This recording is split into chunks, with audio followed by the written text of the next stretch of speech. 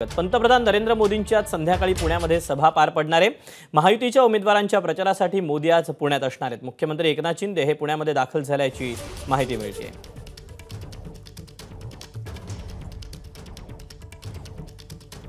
आपण या सभेबद्दलचे अपडेट जाणून घेऊयात। देवयानी ऐदलाबादकर आपल्या सोबत आहे। देवयानी, खरं तर संध्याकाळी ही सभा पार पडणार आहे। नुकतीच साताऱ्यामध्ये मोदींची सभा पार पडली। एकंदरीत काय नेमकं वातावरण पाहायला मिळतंय? मुख्यमंत्री देखील पुण्यामध्ये दाखल झाल्याचे अपडेट मिळत आहेत।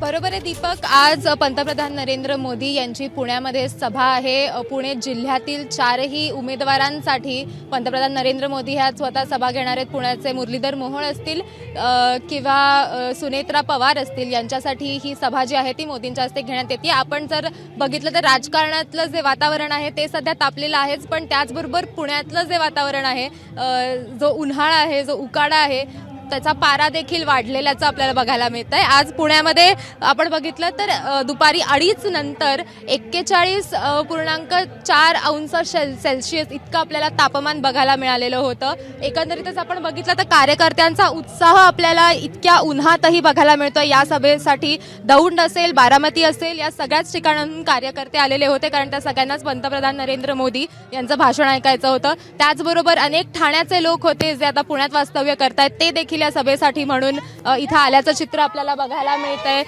लोकांमध्ये एक उत्साह आहेच सभेसाठी, निवडणुकीचा हा उत्साह आहे। विकासासाठी आम्हाला मतदान मोदींना करायचंय, अशी साधारण जी भूमिका आहे ती त्यांच्याकडनं इथे घेण्यात येते, कार्यकर्त्यांकडनं हे सांगण्यात येतंय। आणि आपण जर बघितलं तर हा जो चेक पॉइंट आहे, इथं पंडाल आपल्याला बघायला मिळतोय, मात्र जिथे नागरिक बसणार आहेत त्या ठिकाणी पंडाल नसणार आहे। त्याच्यामुळे दुपारी 3-3:30 पासून या गोल्फ कोर्सवरती हे सगळे आलेले आहेत आणि हे सगळे गर्दी करतात। 3:30 पासून या रखरखत्या उन्हामध्ये त्यांनी येऊन बसणं पसंत केलंय, कारण त्यांना सभा अटेंड करायची होती, सभेसाठी यायचं होतं।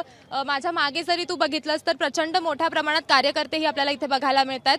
त्याच्यामुळे पुण्यातल्या चारही उमेदवारांसाठी जो प्रचार आहे तो पंतप्रधान नरेंद्र मोदी यांच्याकडनं स्वतः करण्यात येतोय। त्यासाठी मुख्यमंत्री एकनाथ शिंदे देखील काही वेळापूर्वी पुण्यामध्ये दाखल झालेले होते आणि ते देखील काही वेळातच सभास्थळी पोहोचतील। साधारण 6:30 वाजता पुण्यातली ही सभा जी आहे ती पार पडणार होती, मात्र दुपारी 2:30-3 पासूनच जी लोकांची गर्दी आहे ती आपल्याला बघायला मिळते। मग त्यामध्ये विद्यार्थी असतील, महिला असतील किंवा इतर कार्यकर्ते असतील, सगळेच आपल्याला या सभेच्या ठिकाणी आलेलं बघायला मिळत आहे। ही सभा जी होती ती खरं बारामतीमध्ये पंतप्रधान नरेंद्र मोदींची सभा होणार का, असा देखील प्रश्न विचारला जात होता।